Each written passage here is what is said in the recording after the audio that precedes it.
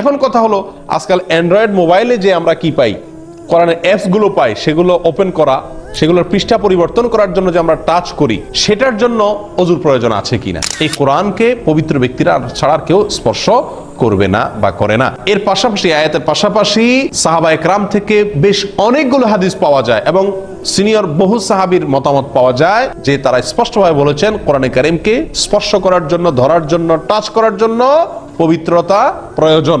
অপবিত্র অবস্থায় কোরআন কারীম তেলাওয়াত করা যায়, বিনা ওযুতে কোরআন তেলাওয়াত করা যায়, কিন্তু কি করা যায় না? ধরা যায় না, ছোঁয়া যায় না, টাচ করা যায় না, এবং এক্ষেত্রে কোন সাহাবী ব্যতিক্রম বলেছেন বলে জানা যায় না। তাহলে এই কোরআন পাথরে থাকুক, কাগজে থাকুক, চামড়ায় থাকুক বা যেখানে থাকুক, আল্লামা ইবনে তাইমিয়া রাহিমাহুল্লাহ এভাবে জিনিসটাকে উল্লেখ করেছেন যে পাথরে, চামড়া বা যেখানেই থাকুক না কেন, এটা লোহে মাহফুজের যে কোরআন সেটারই কপি। এখন কথা হলো, আজকাল অ্যান্ড্রয়েড মোবাইলে যে আমরা কি পাই, কোরআনের অ্যাপস গুলো পাই, সেগুলো ওপেন করা, সেগুলোর পৃষ্ঠা পরিবর্তন করার জন্য যে আমরা টাচ করি, সেটার জন্য ওযুর প্রয়োজন আছে কিনা। কোরআনে কারীমের অ্যাপস গুলো আছে, এগুলো টাচ করতে কি লাগবে না? ওযু লাগবে না।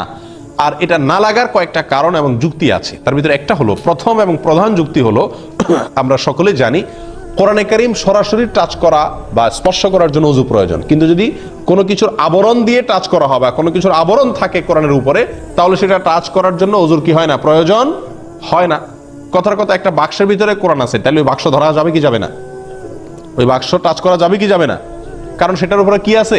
আবরণ আছে। যে কোরআনে কারীমের অ্যাপস গুলো পাওয়া যায়, সেই কোরআনে কারীমের অ্যাপস গুলার উপরে সেন্সর গ্লাস আছে না নাই?